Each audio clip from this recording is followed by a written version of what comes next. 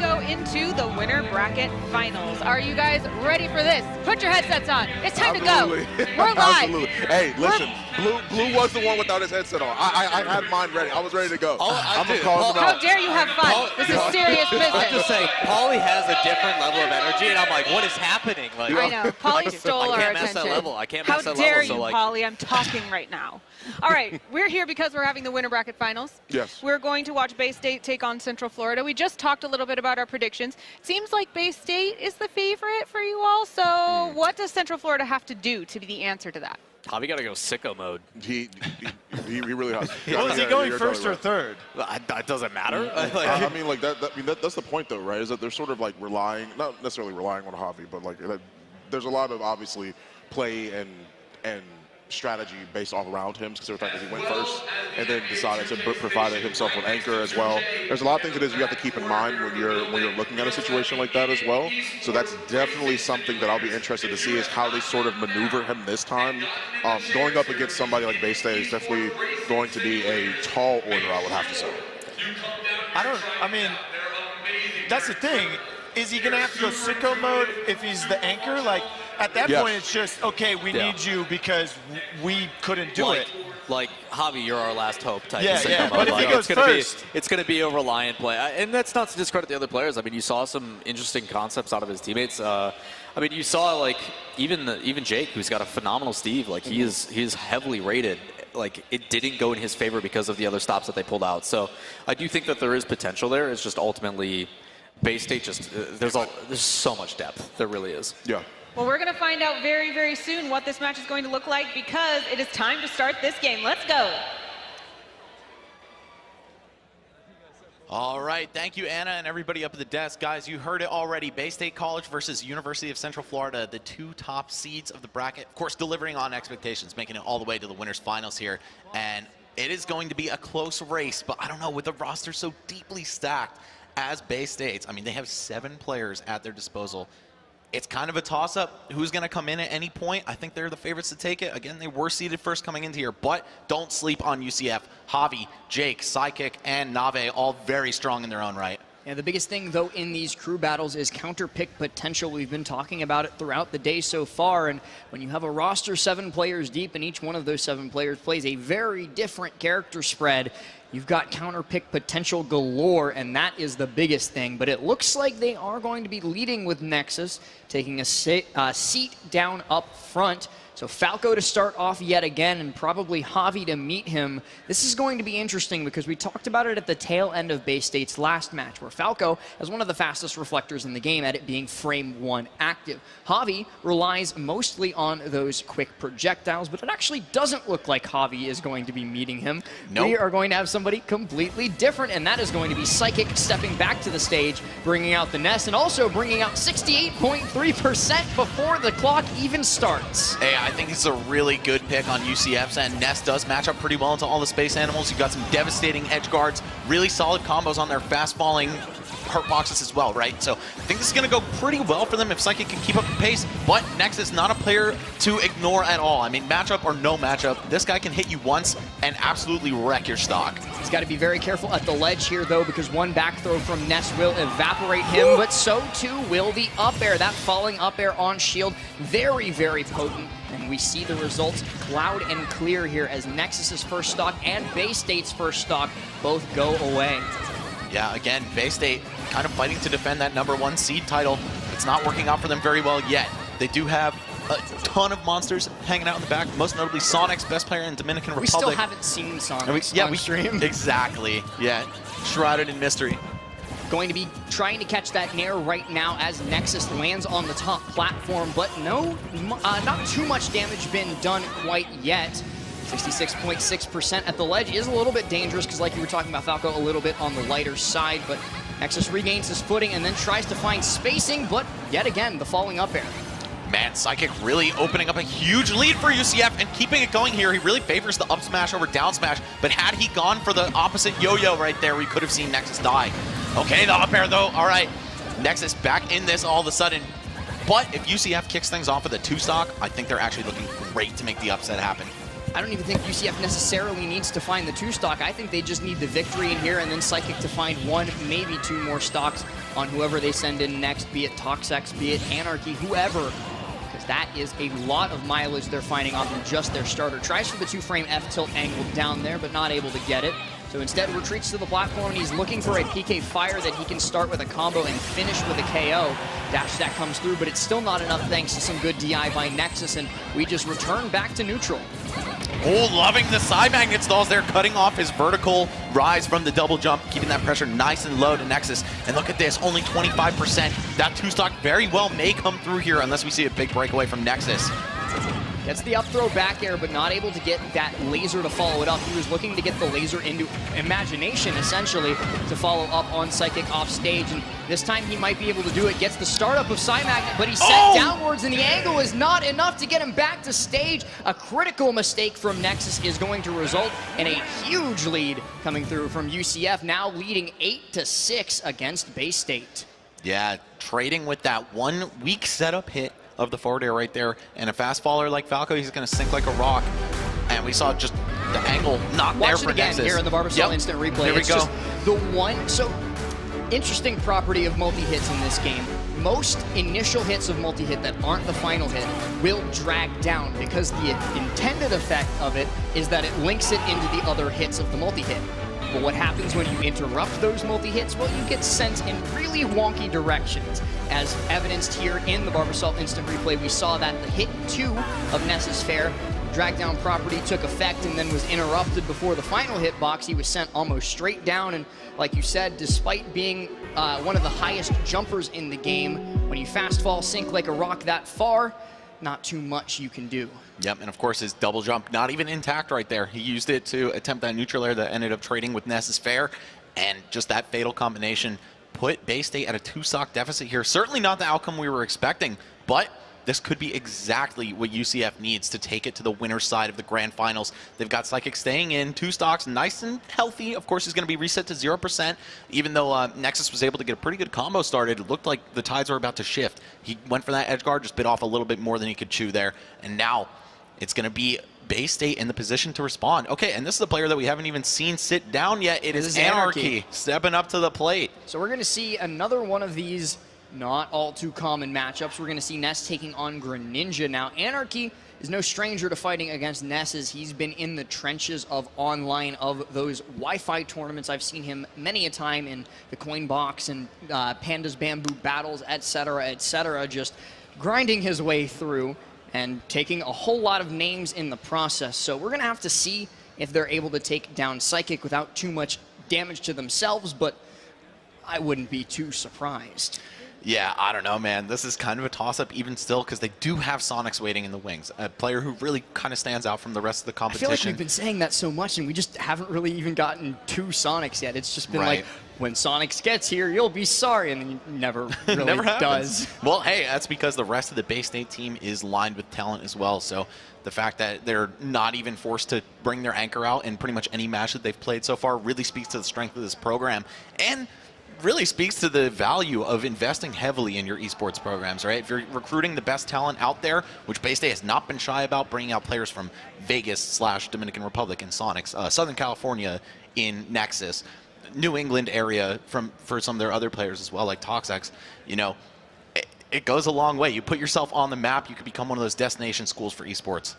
And definitely has already proven themselves as such, already being in the upper bracket finals of this tournament, being the first seed. Not in the lead, at least at the moment, but could very, very easily take that back into their favor as we get into this next match. Now, what I'm most interested to see is what the stage pick is going to be, because I frankly do not know what stage Greninja wants against Ness. Usually Greninja likes those long stages such as Kalos, FD, even Town and City at times, because they can get those extended horizontal combos, but so can Ness. And sometimes you will like to deprive yourself of something that you would otherwise enjoy, just to also deprive your opponent of it. So Anarchy might go the complete opposite direction. We could see Smashville. We could see Yoshi's too. As it's really a toss-up, and it's really just a question of what does this player prefer.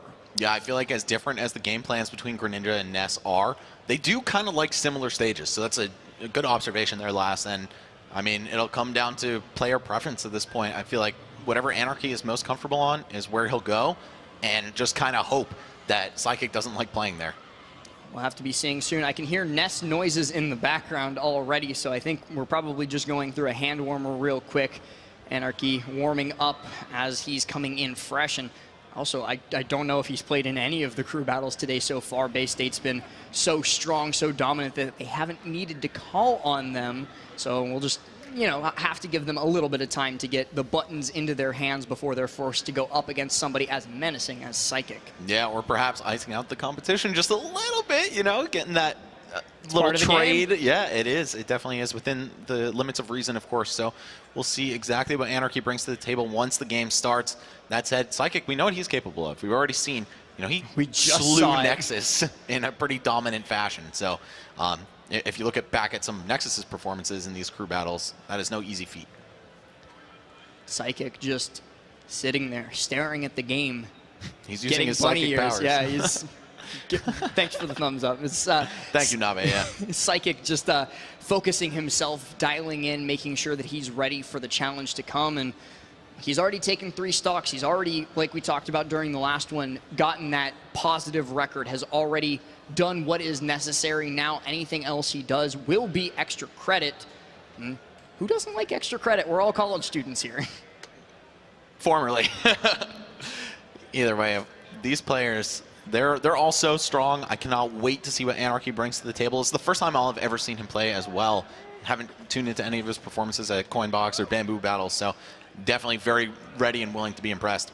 And it looks like we are going to be getting into it. We do have to wait for Psychic to drop first stock, but as soon as he comes down from that Angel platform and sends out that ready taunt, or I guess ready jab in this situation. Oh, there it is. Okay. We're going to get right into this. Here it is, Pokemon Stadium 2. I mean, a stage that I would say is good for both of these characters based on that initial analysis you gave, right? Those long horizontal combos, both Ness and Greninja can take you for a ride in that fashion. But this is one of those go-to stages for Game 1, right? We really see this in small battlefield kind of dominating that first game pick meta. Anarchy just trying to play that middle distance, does not want to commit to anything, and that's one of Ness's larger weaknesses is against disjoints. He doesn't have much he can do. He is a moving hitbox, but he's a short and stubby one at that, so if you just play right outside of his range, there's not a whole lot he can do other than hard commit, and we've seen what happens when people hard commit in this game. They usually take a lot of damage for it. Anarchy forcing out that air dodge, but he's not able to get a punish on it subsequently, so we're just going to set ourselves into a ledge situation. Anarchy looking for the fair off of that fall, but instead opts to land and go for the dash attack. He's setting himself up in such good positioning already. Psychic just really unable to get anything started as well. Ness, he's one of those characters that can hit you for so many consecutive moves over and over again, right? Down throw, forward air, another forward air maybe, then some kind of landing trap. But of course it all comes down to winning neutral initially. Looks like Anarchy and Greninja are just too fast to keep up with. Oh, never mind, let me fix my face real quick. Starting to get in there. Only taxed on about 35 for that exchange though. Yeah, I thought something more was going to come off of that PK fire, but Anarchy was so quick to DI down and out of it to just fall off stage and be able to recover normally so that he doesn't get caught in that. And look at that, even using Greninja's Nair, which not the best Nair in the game by any stretch of the imagination, but still big enough to stuff out that Ness Psy Magnet, sets himself up on the ledge, and then takes the stock just like that. So might be exactly what Bay State needs to even it up, but no, instead Psychic decides, I'm going to go positive today, finds the up smash, and as a result, that's 4 stocks down. Yeah, some really creative stuff to even get that edge guard opportunity in the first place. You saw that side magnet clip Anarchy on the top platform, and then the first 2 hits of up air, then he knocks him off stage and finishes the job with the up smash. Not even the best DI possible either. Anarchy could have survived that, but I think at this point, his job has more than been done. Psychic taking 4 stocks away from Bay State, and if he gets a 5th, no jump! Okay, gets away from the PK fire with some good DI.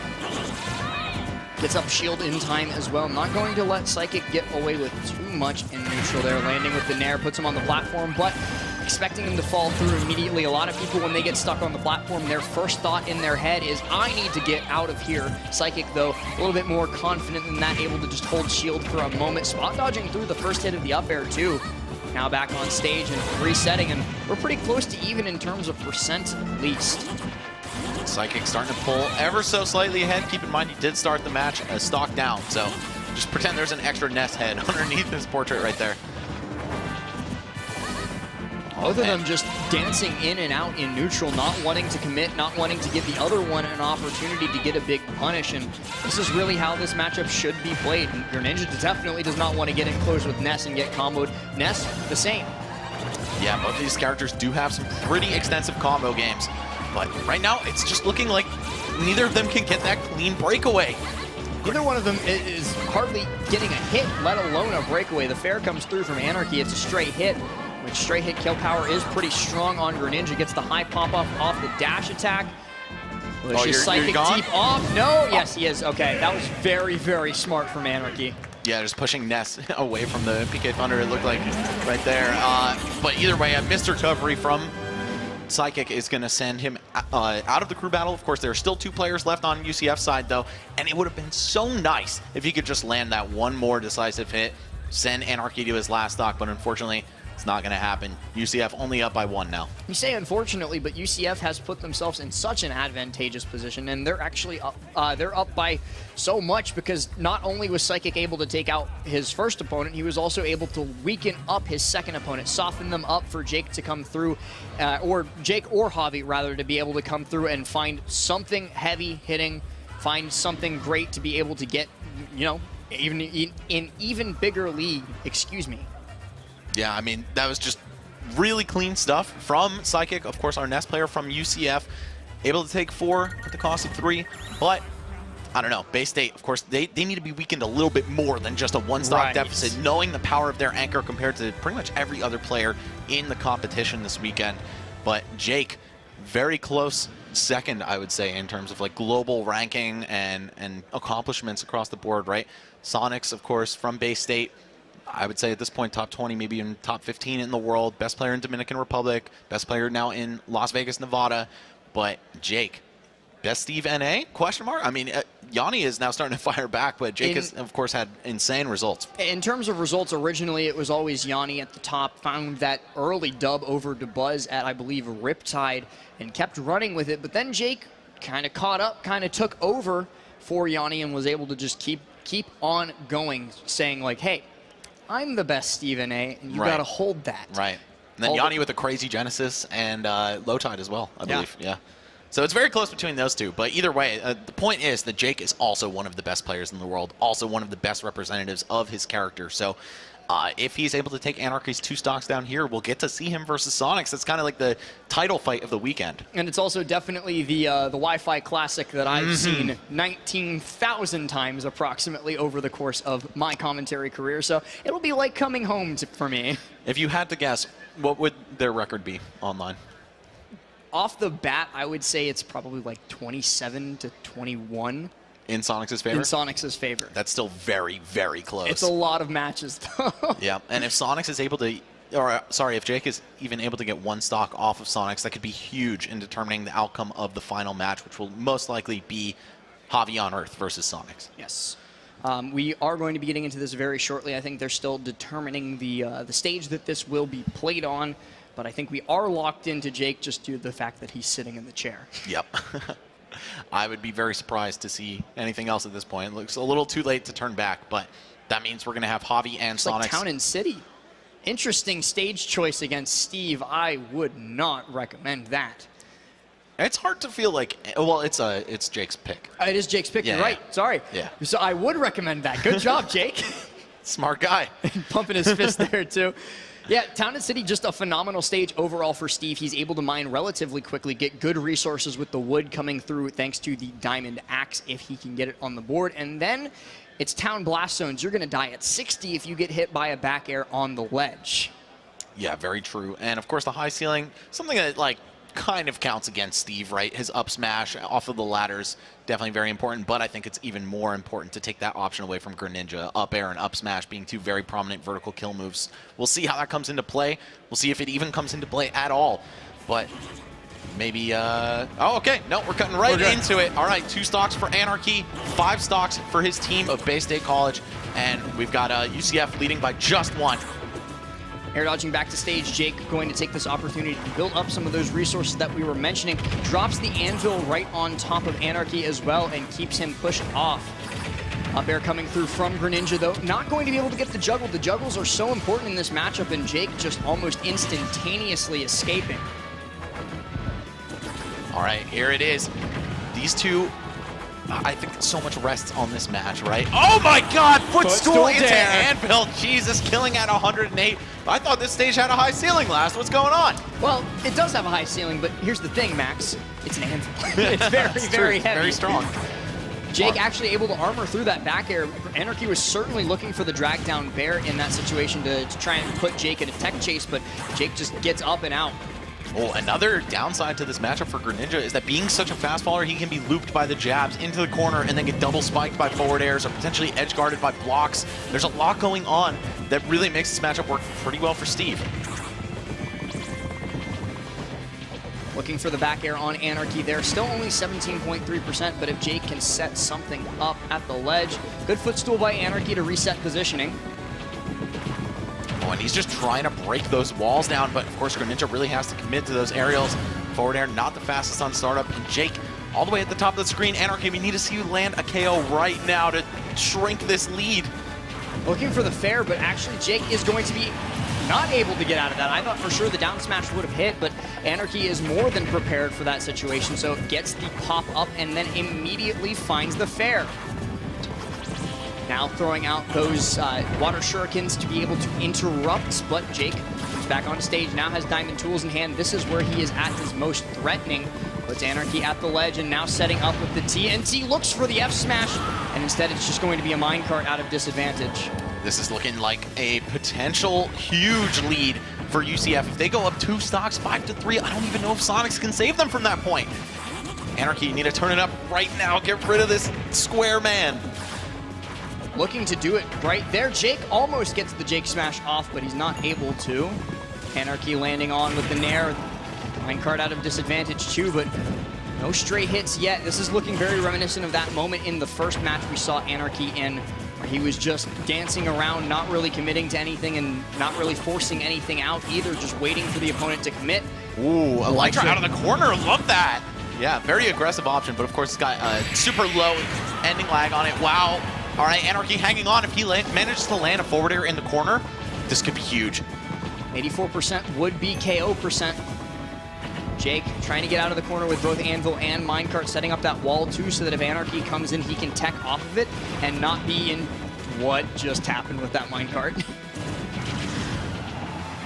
All right, Jake trying to play Roller Coaster Tycoon yet again, send that Minecart forward and then back, but you need to land the actual kill move here.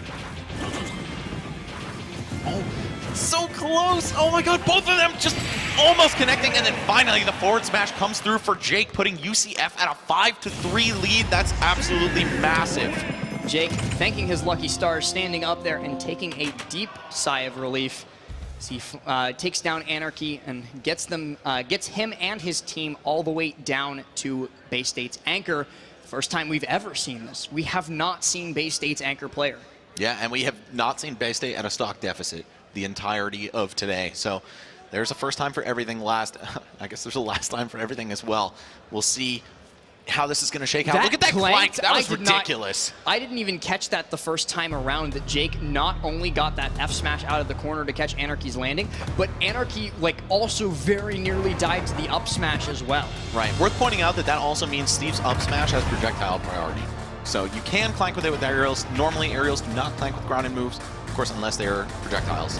So very clean stuff right here by Jake, though. I mean, you saw it, it kind of got sloppy towards the end, right? He was like, oh man, I am in danger of losing the second stock. Anarchy starting to make a comeback, but Anarchy was aware of that as well, so he kind of felt the pressure, and you just saw a little bit of sloppy gameplay from both of them, but that is, of course, the pressure that a $10,000 prize pool is going to bring. Probably competing for the most that these players have seen, or at least most of the players here have never played for stakes like this before. Absolutely, and it is finally going to be our chance to see Sonics sit down at the setup, sitting across from his longtime rival, Jake. It's been these two through thick and thin, through many a tournament, coming up to face off against each other in the winners finals, the grand finals reset, so on and so forth. They've fought so many times, and they're about to fight again.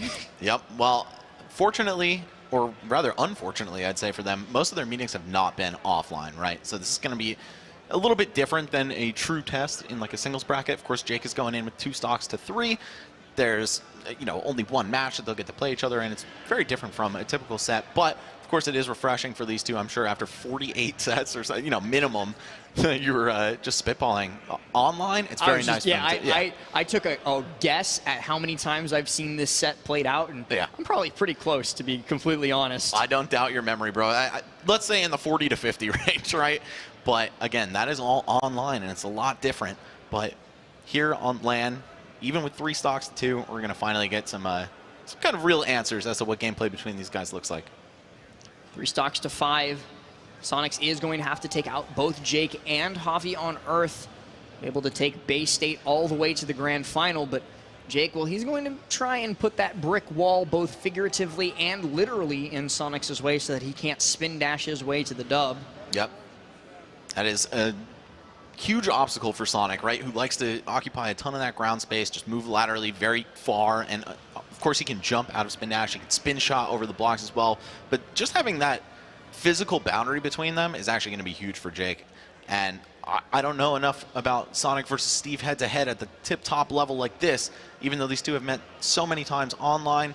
It's a totally different ball game here, so could be a nice glimpse into this matchup for any of you guys out there who are looking to pick up one of these characters. Yeah, and this is definitely 2 different characters that you see quite a bit from in this game and this meta game.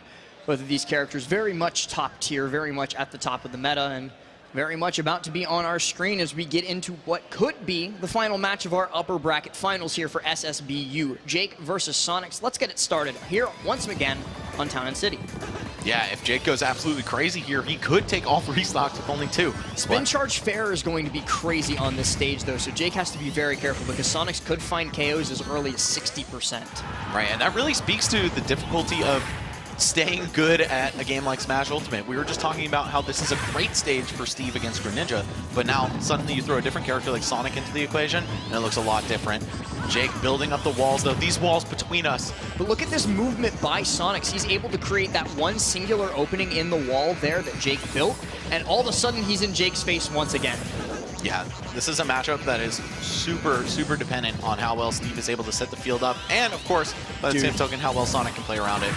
Jake actually thought for a second there that Sonics was going to run straight into it. He was like, oh, all right, bet. But Sonics faked him out with the spin cancel on into the down air, and Jake ended up taking the punish for it. The F smash comes through. That's how Steve came into this game, and it might be how he comes out of it. Well, that's a good observation, man. I actually completely forgot about that. And the original trailer for Steve's release, Sonic pulled him out of there. Yeah, and he put Mario into Minecraft.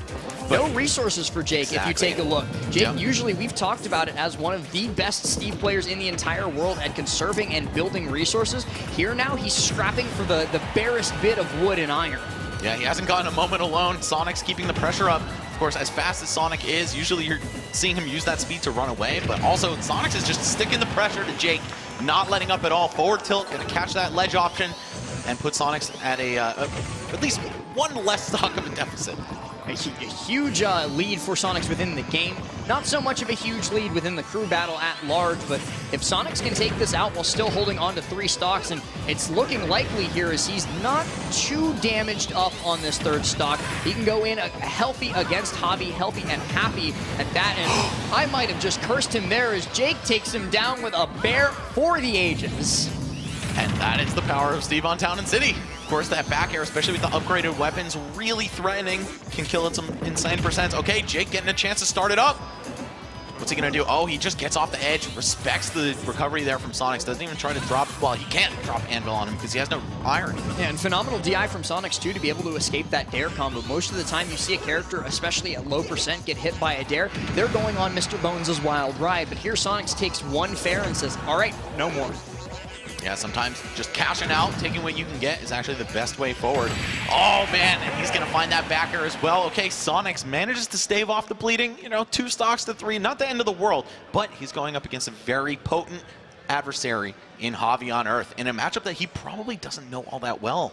Yeah, maybe not. We'll have to see going into it, but Javi has certainly been the MVP for UCF throughout these crew battles, taking so many stocks against Georgia and clutching up for them in their most recent match as well that we saw right before this one. Take a look back at the Barbasol instant replay, though, to see how Sonics brought us to this situation, and, well, it was just a lot of pressure on Jake's landing. Jake deprived himself of resources, both in terms of Steve's unique resources and in terms of the ones that we all get, and that's one double jump and one air dodge. Jake had none of them. Yeah, Jake managing to use all those resources to take one stock off of Sonics, losing 2 in the process, but again, maintaining that stock lead for his team. UCF on the verge of going to the winner's side of Grand Finals if they're able to eliminate Sonics here. Of course, one of the best players in the entire world, best player in his country of Dominican Republic, best player in his state of Nevada after relocating here. Hey, man.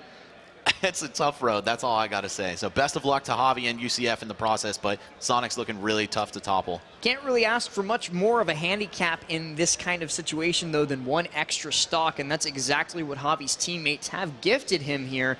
He's going to be going up against Sonics with just 2 stocks remaining. We're going to see if, like you said, Max, he can find those edge guards, if he can find those crazy combos that we saw him getting in previous crew battles, but that does remain to be seen. I'm also curious as to the stage pick and what it's going to be. Do you have any thoughts on what that will be? Honestly, man, I think Town and City is good for Villager in a lot of ways, but it's scary against Sonic. Home field advantage, like you said, yeah, very true. The spin dash or spin charge into forward air can kill you at really early percents due to the small side blast zones. Maybe Final Destination is a good pick here, but I don't know. I think it really comes down to player comfort, especially when the characters are good in similar environments. Villager and Sonic both appreciate having a lot of space. I think Sonic in general is just scary on any stage, but I would shiver to take him to Final Destination just because there's almost no more mix-up potential there. There's no way to land against him. There's no way to escape from the spin dash when he's just doing it in place. You can jump, and then once you've jumped, oh no, I'm suddenly being juggled because I tried to play neutral. It's not a fun spot to be in. Right. But again, Sonic really thrives on most stages in our legal list, and for completely different reasons. On Town and City, he likes it because it's long and he can find really early KOs off the side thanks to things like Spin Charge Fair or just the raw back air. On stages like Kalos or on stages like Yoshi's, he can go through the platform, circle camp throughout them, and then set up situations where he can find those KOs, even if they're at later percents. It's really just, hey, I'm going to pick this stage because I want to force you to play this style because I'm good against this play style. It's just kind of dependent. Yeah, I feel like Villager probably gets bullied by Sonic's speed on the smaller stages, but like you said, man, it's very tough to fight him on the big stages. He's got plenty of room to run around, also can juggle you with none of those escape routes. But then you take him to Battlefield, and suddenly he's up air laddering you. So there really is no winning in terms of the stage selection against this character. I think he is criminally underrated for a really long time in this game. People are now starting to realize the power Sonic brings. All right, it's going to be PS2, the quote-unquote most neutral stage in the game. That's a lie. Where several game ones are played at the very least. But I know. We both know. The Smash community has deluded itself into the belief that PS2 is the most neutral stage in the game when certain characters just run away with leads on here, and you're just doing yourself a disservice by picking to this one as a neutral. But in this matchup specifically, I do agree that Javi has not died. Alive. Beautiful DI. Oh, and the weak back air gonna catch him there as well. Oh my god, homing attack. Yo, Sonic's not letting up in this edge guard at all. Oh my god, that was actually insane. 22 to 110, and even if that pace continues, that one extra stock between them is not really going to matter. Javi has to turn it up to 11, maybe even 12 right now. Yeah, that extra stock that Jake and his teammates managed to get him doesn't really matter if he gets like nearly 0 to death on stock 1, if he can only take like 50% per stock. And this is something that I was almost talking about at the very beginning of this. The first match of this like entire bracket, their round 1, I watched Sonic's 9 stock a team. He did not lose a single life the entirety of that crew battle, but Javi, after making it back on stage finally, is slowly bringing this back, has put 75.7% onto Sonics, has given himself a much better fighting chance against the Blue Blur. Yeah, this is a lot closer now, and even if Javi does die without hitting Sonics one more time, he's still got a pretty fat lead. If it was like 20 or 30% like it was looking like before, might as well just wrap it up. But here, I think it cannot be ignored that Villager has an insanely good tool against Sonic, being the Lloyd Rocket. Pretty much cuts off grounded spin dash as a whiff punishing tool, forces him to jump over it and deal with it in different ways, and that's when Villager can find those openings. He's also using these falling up airs to cover himself when he's off stage. Clanks with it with jab too, and sets up a shield situation where Sonix doesn't really have any option out of shield. Now on the ledge against Villager, and a Villager with options at that. Javi is looking phenomenal here after a shaky start to the game. Clanks out through Bear with the Nair as well, and he's looking to take the first stock. Oh wow, the homing attack reticle showing up on him and just getting hit straight up. I think he maybe was thinking about watering the sapling, but didn't make a decision quickly enough. 171, Javi is just proving immortal here. Oh my He's God, not still alive? What? In what universe does this take place? Finally, Sonix is able to take down Javi after putting in so much work and getting him all the way up to nearly 180%. And to think that that could have ended in like the first 25 seconds of the game with the edge guard that Sonix was setting up. Javi just keeping his head on straight the whole time. Oh my God, both balloons getting popped by the spin dash there. All right, we need to see Javi take this stock very soon, or else Sonix is just going to start outpacing him. It was just that last little bit of rising aerial momentum that managed to be Javi's saving grace, but we talked about Javi living to 170%. Now we're very nearly seeing it from Sonix. 154, full rage, not necessarily a good thing for Sonic, as it's going to mean Javi's going to pop out of things like spin charge a little bit earlier, especially with good SDI, but just have to see how the interactions take place as Javi enters the kill range, but does pop him out with that rocket. All right, yeah, if you detonate Lloyd Rocket point blank, it's a lot stronger than if it hits you like a projectile. Oh, Sonic's dipping really low for the kill. It all comes down to this, Max. 0%, one stock apiece. Which one of these teams is going to be going to Grand? It'll come down to these first few interactions. Whichever one of these players is able to pull ahead is going to be able to play that distance game, force the other one to approach, force the other one into their wheelhouse. Oh man, Sonic's taking a ton of damage off right there. Javi bleeding out a little bit. Oh my God, now North almost 70% already. Pops him up with almost finding the spin dash out of that spring. I thought that spring could have been the deciding factor of this. Sonic's now popping up with the spin dash over top of the Lloyd Rocket in a phenomenal position to set this up, but Javi now a grab. This could be what he needed. Sonic's going high too, but Javi doesn't catch him. Javi's not able to find anything off of what could have been a critical mistake. Yeah, we could see the bowling ball take a very early kill just by the nature of the way Sonic recovers, right? He has to go straight up with the spring jump. Oh my God, and if Javi is ready for it, he can hold the charge and beat out the slow air dodge to the stage. If Sonic decides not to snap with up B. Oh, this is so close, but Sonic is starting to pull ahead, looking really good here. Spin dash into the Nair has been one of his bread and butters for the longest time, and has been serving him very well. Tries to catch Javi's landing there with the immediate spring pop-up into the fair, but Javi's able to fast fall past it, so he's in a good spot. Now has Sonic's in a tech chase situation on the ledge, tries to get the tree to block his approach opportunity, but Sonic actually falls back into the Lloyd Rocket. This is suddenly very, very bad. Oh my God, and he has the axe locked and loaded, but not for much longer. Yep, the tree is gonna disappear here. Wow, brazenly spin dashes right through the Lloyd Rocket. One ledge trap could change everything though. 81 to 128, this will indeed come down to the wire. Sonix with the falling up air out of shield to put Javi in a landing juggle situation, but Javi looking for those trademark up smashes in such a good spot here. Control of the stage is everything in this matchup, Max, and right now it belongs to Javi and his tree. Oh, going right through the Lloyd Rocket once again, knowing that it takes a couple frames for it to become active. That time, gonna fall into it once more. Oh, this is so close. I literally have no idea what's about to happen. Dash attack from Sonix allows him to claim stage control here. Going to go to the ledge to try and stop Javi's return. Tries for the homing attack down deep. Goes out far for the fair, but misses it. Javi allowed to stay alive just a little bit longer. 170.3. Full rage on the board. The next hit will KO, but Javi misses the down tilt. No way he misses that. Throws the tree. Wow, Sonic's barely outlasting the active hitbox there. This is truly down to the wire. The up air misses, but this might be it. Up throw does it here. That's the star KO, and Sonix and his team are going to grand finals. What an intense comeback. They were down the entirety of that group battle after Nexus's mishap off the stage against Psychic. They were able to bring it back, and man, that just shows you the power of an insane anchor like Sonic's. But Javi was so close. There were so many times where that could have gone either way. That was one missed opportunity away from going in the favor of Javi. One singular interaction, and that was the down tilt on the ledge. If Javi had read that Sonics was going to air dodge through him, did a turnaround axe, at that percent with that much rage, it would have been the stock and the crew battle for sure. But instead, one thing went wrong, and Sonics was able to clutch it out and take his team to grands. There are so many ways Javi could have killed him there. Turnaround grab, turnaround axe, up tilt in the first place might have outlasted the air dodge and covered high enough, but man, cannot think about what was in the past anymore. It is now Bay State on the winner's side of the grand finals. We will be seeing them tomorrow. UCF, they have one more shot at making it back. Of course, they can fight all the way through the losers bracket. They are guaranteed top 3, but guess what? That $10,000, 70% goes to first place. The other 30% all to second. So top 3 is not good enough. You got to make it through the gauntlet that is losers bracket to be able to have a shot at the prize.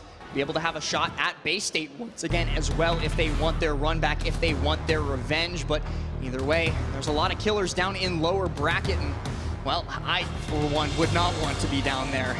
No, definitely not. There's so many talented schools that stepped in the building this morning. Only a few remain, but you know what? One of them is definitely UCF. The other one is definitely Bay State. So, I mean, they were the first 2 seeds for a reason. They bracket proceeded as projected. And one more time, we're going to see it in the Barbasol instant replay. This final stock as we get here. 176, 183 was the final percent for Javi when he got caught by that star KO by Sonics. I cannot believe that it all came down to just a crack. And you could see Sonics breathing a sigh of relief after that match. Definitely way too close for comfort. Way too close. But still, just an insanely good set between those two teams. Again, like you said, top 2 seeds for a reason. Bay State, we'll be seeing them tomorrow afternoon for the grand finale. Who their opponent will be, of course, we're not sure yet. It could be UCF, but maybe they will not make it either. Who knows for sure. But before we throw it back up to our friends at the desk, I do believe we have Jackie ready. No, never mind. I'm sorry, everybody. We're going to give it to our friends at the desk instead because they, you know, they really deserve it. So up to you guys up top. Thanks so much. Apology accepted. We will take Thank it. you, yes. We need to talk. It is our job. Oh my And we need to talk about that match. All of us were standing at the end of that match. Wow. Happy sweating. Just raw reactions, starting on the other side of the desk. Oh, that was, they were up like 5-2 as well. Yeah. Like Sonics had a lot of work to do. Steve took it as far as Steve could. I mean, he was building and building and building until everything got knocked down. But Sonics came in and really proved why they are the #1 player coming into this event, why they're, you know, the top player for us to watch out for, and why their team is the #1 seed. I mean, Lawler said it while we were off camera. Top 6 players coming into this, 3 of them are all Bay State, and Sonics proved why they are so good and why they're so highly ranked. What about you two? Yeah, to give my, I mean, to do that would blow out the ears of everyone listening at home and to do that, right? Don't 'Cause do that. I was literally screaming, right? Like I'm up here, like surprised about how everything's going. Like it was close, and I was so worried because there was a time where Yavi against Sonic was literally just off stage, right? Like off stage against him, very beginning of the match. I'm like, oh, if he dies here, it's going to be even game. Turned out it didn't even matter. Turned out like Sonic's sitting at like 80-90% and still just to still have his second stock, and I'm like, oh, this is a game. Like we're watching a match right now. Like this is serious stuff. So it was really interesting to be able to see how that match evolved over time. I want to hear your reactions, but you have to save it because we get to hear from someone even more exciting than That's you. fine. We get to hear from our winners down It's on okay, stage bud. with Jackie. Jackie, take us away. So mean. Hey everybody, that's right, I am with Sonics. You are going to the grand final. Tell me how you're feeling right now. I'm feeling pretty good. I mean, it was kind of expected considering we were first seed, but we were not expecting Jake's team to show up, you know, and put on a great show. So I'm feeling pretty good. The whole team's feeling pretty good. I'm sure, and we gotta talk about that last stock situation. I mean, I was on the edge of my seat. I can only imagine what was going through your head. Man, I was so nervous. I was like, I'm dead on one hit. I gotta play very carefully because I know if I mess up, I lose, and you know, I have to keep playing to get to Grands tomorrow, and I did not want that at all. How did you stay composed? What were you telling yourself? I was telling myself he's gonna mess up eventually, and I kind of knew the pattern he was going for. So I had a read on his pattern, and eventually I let it rip. I was like, you know what, this is it. This is my chance, and I just took it. Okay, looking forward, who do you think you're going to see in the grand final? Could it be a rematch? I think it will be a rematch, for sure. Okay, what are you going to do differently? Like, looking ahead, what do you need to improve on? Definitely play more patient and kind of mess around with the lineup a little bit. Like, maybe throw in Nexus second instead, maybe me first. Who knows? All right, yeah, I mean, they were definitely on your heels. What do you think was kind of falling apart with y'all? We were not prepared for their characters because we all assumed they were going to play Palutena instead of Ness, and that kind of caught us off guard. So we were, last minute decision making. It was not the best thing to do. Okay, but looking forward, you got to enjoy this victory. Anything that you want to say to the fans at home? Thank you guys for the support, and have a great weekend, y'all. All right, Sonics, thank you so much. Gonna send it back to the desk. Thanks so much. Love that. You are so important to me that I'm going to ask you the next question. Yeah, which is, it's not because I'm next in line on the desk, but yeah, no, it's okay. it's not that. It's because I care. We just heard from Sonic saying, first of all, this was kind of expected. A little. Oh, it wasn't even that. It wasn't even that. He Love that. disregarded the rest of that roster by calling it Jake's team. Yeah, literally. He's like, this is, it's Jake's team. Not Yeah. even UCF, that's Jake's team.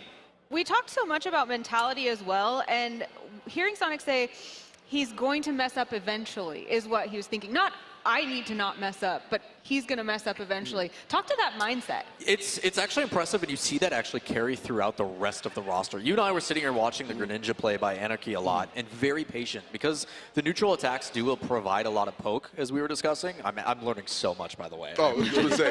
I sound so this smart, guy's and I'm a just godsend. like, it's him talking through me, actually, right now. But yeah, it's awesome to see that despite being in an unfamiliar matchup, like the patience that you have, and that comes from someone who's been there, done that. It's something that I think is something I really appreciate through some of these competitors, because we do have, like we said, 6 players, 3 of the top 6 are on this Bay State roster, and you can kind of see that composure and that, hey, like I know what I'm doing. Like, I've got some swagger to me, and I don't have to force it.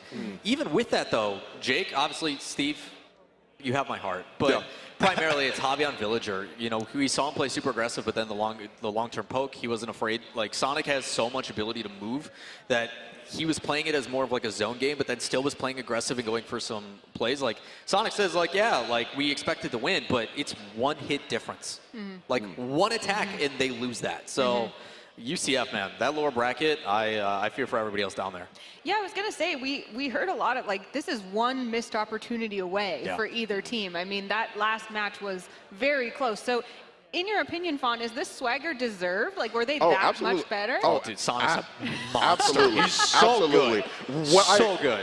And Sonic, I know my voice is being broadcast right now. What I wanted you to say when things that you could have improved on, I wanted you to say nothing so bad. I literally wanted you to say that so bad because that would have been the icing on the cake. But even still, I definitely think that is something that you do deserve that, right? I mean, you're down only to 2 lives, right? You know that you're fighting literally 2 people pretty much in the pacing of their game. You have to play at their pace. And even me and Lawler mentioned this like while we were off camera, was the fact of even though that they were down, you're still looking at a situation where Sonic's playing aggressive, right? Like he's like 80, 90, like even like 100%. 80, 90% he comes out and gets that stock or like that percentage back up to like neutral within like 2 minutes. Right, yeah. Like just playing aggressive and understand that I need to have this confidence, right? Because it was obviously it really, really offset the pace because Villager typically sit back sort of play style. It forced him, instead of it to be used as a ledge trap situation, forced the tree to be utilized as a way to sort of stop Sonic from like getting too close, right? Because he was just running straight through the rocket, being way, way more aggressive. But it didn't end up being that way. Instead, like he had to use the tree, sort of reclaim the pace that Sonic was taking away from him. And I think that's so well played. It's definitely well deserved from them. Yeah, my favorite thing about Sonic is that he was playing aggressive but also playing passive at the same time. And I love that they said, no, I just got to wait for them to make a mistake and I'm going to let it rip because Sonic spins around like a Beyblade. So it was just going all over. They were fighting on and off the stage, mostly off the stage for the beginning of that fight, which is interesting because they just had to go through Steve and then they come up against the Anchor and Javi and they're like, okay, I have 2 stocks. They've got 3. I'm just going to go straight at them at the beginning of this and keep them off stage as much as possible. You saw the balloons coming out from the villager trying to get back on there. One gets popped. Oh, two gets popped. Whoa, the third gets popped. And you're like, oh! And then they're able to grab the ledge, and you're like, okay, all right. And then, like you said, using that tree to kind of, usually from what I've seen, you want to use that tree, chop them down, keep them off the ledge. Even if they grab it, you can hit them with it, right? So he started to use that tree as kind of like a barrier, saying, okay, this guy keeps running at me with this Sonic. My hydrant's not doing anything. I'm going to have to just start using the tree as like a barricade and say, hey, you need to slow your roll. And Sonic did not slow their roll. They kept going. No roll slowage here. We're going to move on into the championship match for that Team Bay State, so congratulations. We're going to move on from Super Smash Bros. Ultimate to Overwatch, but before we do, want to thank our sponsors so much. You can see why FaZe Clan, Optic Scump, Super Evan, and many more love Drink Control. Try out their sample kit at drinkctrl.com. When we come back, we will have Overwatch for you, starting with Northwood University versus Savannah College of Art and Design. Then we will see Illinois State University versus Harrisburg University. And finally, the winner of each of those will face off. Don't go anywhere.